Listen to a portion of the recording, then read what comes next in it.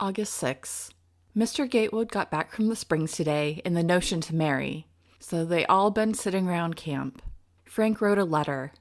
There is preaching today in the arbor. We have concluded to stay 2 weeks longer, and we had to move our camp since Mr. Ranking wanted the house we are in. We are camped under some oak trees close to the schoolhouse where Mr. Kirkland is camped. It rained very hard just after we got into camp. August 13. Very warm. We all went 9 miles to the Masonic dinner and saw a great many people, but did not enjoy ourselves at all. I had a sick headache and did not get any of the dinner or hear any of the speaking. They had plenty of baked beef, goat meat, cornbread, and coffee for dinner. We stayed there until 3 o'clock, then went 9 miles up to the Sulphur Springs to see Mr. Gatewood get married. He was married to Miss Oxier, after which we had a very nice supper, but I could not enjoy it. During these days, the Shackelfords were in the indigenous territories of the Kickapoo, the Lipan Apache, and the Comanche. I'm Jen Glabius, and this is the Hellenaki Deep Dive, a podcast about the process of mapping and analysis for historical and archaeological research using open source tools. In this episode, I'll discuss Atwell Gatewood's marriage and its consequences on the group, as well as new family relationships that formed because of this marriage. Let's dive in. Our primary source for information about the Shackelfords is, of course, Ruth's diary. So what we have is Ruth's perspective on events that happen and places that they see. And so let's just take a little bit of time to look at Mr. Gatewood and Miss Oxier's relationship prior to marriage from Ruth's perspective. As far as the diary goes, it starts July 30th of 1868, when Mr. Kirkland and Mr. Gatewood went to Thorpe Springs to see Mr. Kirkland's brother. And I want to take a slight aside here. There are a couple places, including in this entry, where the edition of the diary I have in Covered Wagon Women, it says Mrs. Kirkland and Mrs. Gatewood, but that has to be a mistake. There was no Mrs. Gatewood. And I was very confused about that until realizing that it must be that the editor put in a Mrs. instead of Mr., or maybe that was what was in the copy that he got, which I think was typewritten. So this is a case where having the original manuscript, the original diary, would have been really useful, and just for being able to check against different things that we see. Because some people might see it as Mrs., where it's really Mr. So handwriting is super difficult to read. Anyway, with that, so that's July 30th. Kirkland and Gatewood go to see Mr. Kirkland's brother. August 1st, Mr. Kirkland and Mr. Gatewood return from Thorpe Springs, quote, "some better pleased with Texas," unquote. So they come back from the Springs. The next day, Ruth writes that the Shackelfords went to see Mrs. Kirkland and Miss Oxier, who was with them. And again, the first time I read this, I'm like, who is this person and why is she suddenly with them? Not understanding the family relationships that I'll get to in a little bit. 2 days later, August 4th, Mr. Gatewood, which again, the manuscript, the text I have says Mrs., but it's Mr. Gatewood, took Miss Oxier home, back to the Springs. 2 days after that, on August 6th, is the first entry I read from August 6th. Mr. Gatewood gets back from the Springs and tells the Shackelfords he's getting married to Miss Oxier. And so 1 week, a little over a week after meeting, so the earliest, probably July 30th, Mr. Gatewood went to Thorpe Springs, and then that's the earliest, and then August 6th, they decide to get married. So very quickly. After that, Ruth sews Mr. Gatewood a fine shirt for the wedding, and then a week after that, on August 13th, they marry. Now, before I looked into some of the family history a little bit, and actually before I read Ewell's History of Hood County, I really didn't understand all the relationships that were going on. I was like, where did this Miss Oxier come from? She seemed to come out of nowhere. And I didn't understand the relationships. So let's talk about those family relationships a bit. And most of this is coming from Ewell's History of Hood County that I used a lot in the previous episode. So let's talk about the Kirklands, the Oxiers, and the Gatewoods. Let's start with the Oxiers, or as Ruth put it, Oxer. There's a difference in the records whether there's an I or no I in their name. So, starting with James Oxier, who served in the Confederate Army, and afterwards he settled at Thorpe Spring where his mother, brothers, and sisters all lived. So, there's a family of Oxiers who are important enough that Ewell was writing about them. Also, Ewell said, when he mentioned Jacob Kirkland, he said that Jacob Kirkland married one of James Oxier's sisters, the one who was the widow of James Lewis. So Jacob Kirkland, who we talked about last episode, he was a blacksmith and he was living at Thorpe Spring, these sulfur springs, and he was actually with his in-laws as well, the Oxiers, his brother-in-law, mother-in-law, and then these sisters.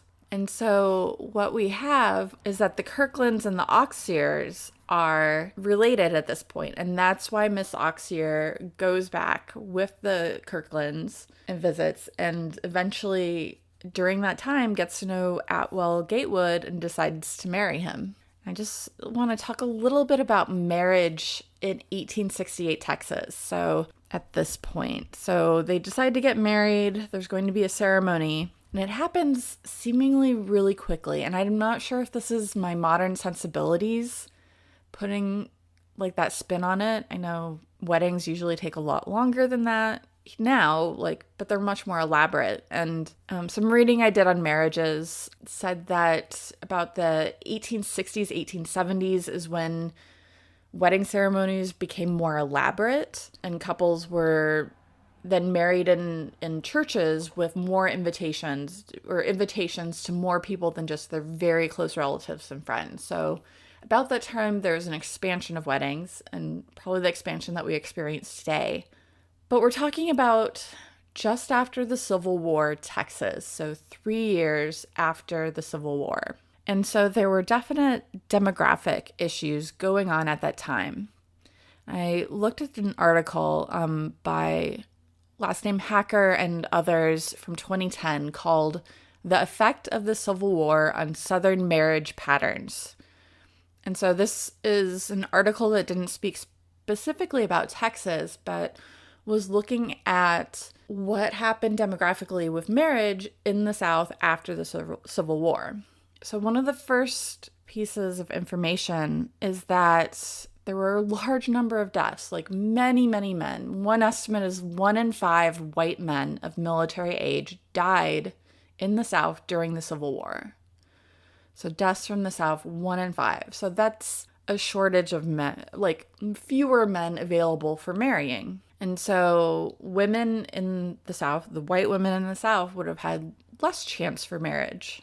And another thing they mentioned in this article is that women outnumbered men in the East. So there was already a shortage of men. So the differential wasn't very good for women getting married in the East, while in general, men outnumbered women in the West due to sex differentials in migration. More men usually went west than women.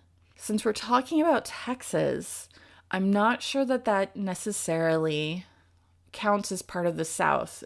I think it counts as part of the West. I think there were probably more men. Texas was becoming more settled, but even Hood County, like during this time, Ruth doesn't mention it, but there were actually still conflicts going on with the indigenous peoples of the area. And so I think there were still probably a differential, more men than women in Texas, even though the differential had probably been changing even during the Civil War. So one thing that the authors of that article found is that there seems to have been a marriage squeeze on Southern women in 1870. So it was more difficult for Southern women. There were more single Southern women than before in 1870. But 10 years later, in 1880, that was no longer the case. So even if there was an effect of the Civil War on marriage in the South, it was gone within 20 years, 15, 20 years.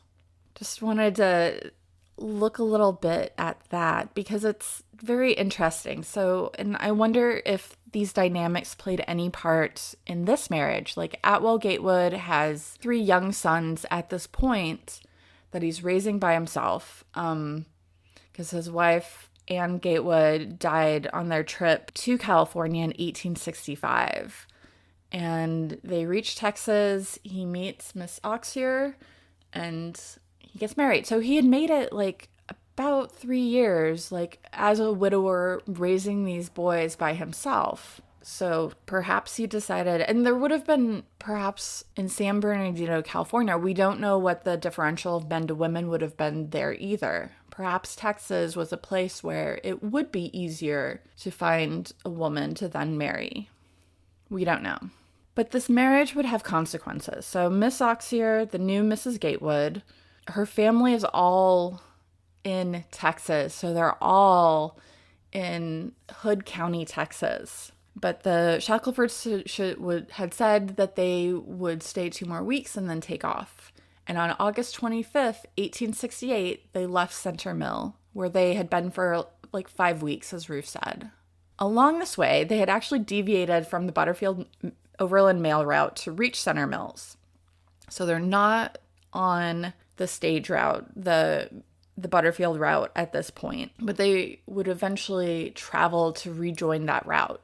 So they leave August 25th. On August 31st, they travel through Dallas, and Ruth has a description of it. It's a town. She really likes seeing towns. A couple days after that, September 2nd, from Ruth's diary.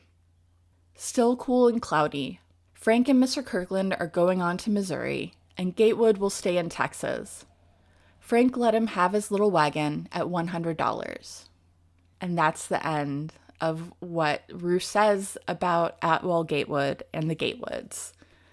And we know what happens with Atwell Gatewood and his family. Again, from Ewell's History of Hood County, it was written that James Oxier's other sisters, so Mrs. Bateman and Mrs. Gatewood, at the time of his writing, so 1895, were citizens of Boss County. So that was the county to the south of Hood. And from looking at records about Atwell Gatewood, I know that he became a judge there in Boss County. So we know what happened with them. But I just want to take a moment to think about this. The Gatewoods and the Shackelfords and the Rhines had all left together in 1865 from Clark County, Missouri. They traveled across the prairie through Utah into California, across deserts, horrific situations where there's a lot of sickness. The Gatewoods especially, there's so many deaths in their family. The Rhines decide to stay in California, but the Gatewoods and Shackelfords decided to travel back towards Missouri, go back east, and they weren't quite as much of a unit as they seem to have been in 1865. They no longer had that common relative, but they were still family. But now this is the end of what Rufus says about Gatewood. It's just like, okay, they decided to depart. Frank let him have his wagon, and we're done, and that's it. And it just seems like an ending that doesn't have much. There's no resonance. She's just like, okay, and now that he's gone, now we're separated. Mr. Gatewood no longer at. There's that distance between them, like literal now, instead of just the feeling of Mr. Gatewood versus calling him at. And so we have one more episode about Ruth Shackelford's 1868 diary, and I just wanted to tell you a little bit about what I'm working on. There's still mapping the routes to be done. I still somewhat have that on hold because I'm going to be traveling. I'm going to be working on an archaeological excavation for a few weeks. And so I'm trying to prepare episodes. But also, looking ahead, the next episode finishes off Ruth Shackelford's diary. But I still have so many questions. I'll talk about those in the next episode. And so a lot of what I've been doing lately is looking into family histories and histories of Missouri, California, and Texas, because I'm trying to put the Shackelfords' travels into more context. So my background is not in American history in any way. My background is in Greek archaeology and history. So a lot of this I'm learning as I go. So I need a bit more background. So I'm doing a lot of reading. I also found this really interesting book. I kind of wish I would have found it earlier, but it's a book by Lillian Schlesel called Women's Diaries of the Westward Journey. And it's this great book that I haven't entirely read yet. I'm going to take it as like beach reading with me on my trip. And talks about how women's diaries were different from men's diaries of Western journeys because women's concerns were different. Like they had sometimes women would have to take on men's roles, but still their concerns would be different and their perspectives were different. It's also interesting because she lists out, there's a table of all sorts of different women's diaries and also reminiscence. So where a woman like writes later a reminiscence of their travel west. And that the table looks at different aspects. Was she married? Was she single? All sorts of different concerns. Does she talk about deaths? Does she talk about homes? And so I'm somewhat looking forward to possibly digitizing that table. I'm not sure she included like Ruth Shackelford's diaries in there. So possibly adding to the table and then perhaps doing some analysis of concerns, like how much do these concerns. So look for that coming up. That's going to be another topic coming up. But on the next episode, we are going to reach the end of Ruth Shackelford's 1868 diary. And I'll talk about that as well as what came after, since the diary ended before they actually reached Missouri. Email questions or comments to deepdive@hellenaki.com or ask them on the Hellenaki Deep Dive Facebook page. Show notes with links to resources mentioned in this episode are available at hellenaki.com. That's HELONAKI.com. You can also find ways to support the show, now including merch, such as t-shirts, mugs, and stickers with the Hellenaki Deep Dive logo at hellenaki.com/support. My thanks to Patreon supporter at the Geospatial Analyst level, Leah Varel. Your support keeps the Hellenaki Deep Dive going. The Hellenaki Deep Dive is written and produced by me, Jen Globius of the Hellenaki. The theme music is Deep Ocean Instrumental by Dan O of danosongs.com. Thanks for listening.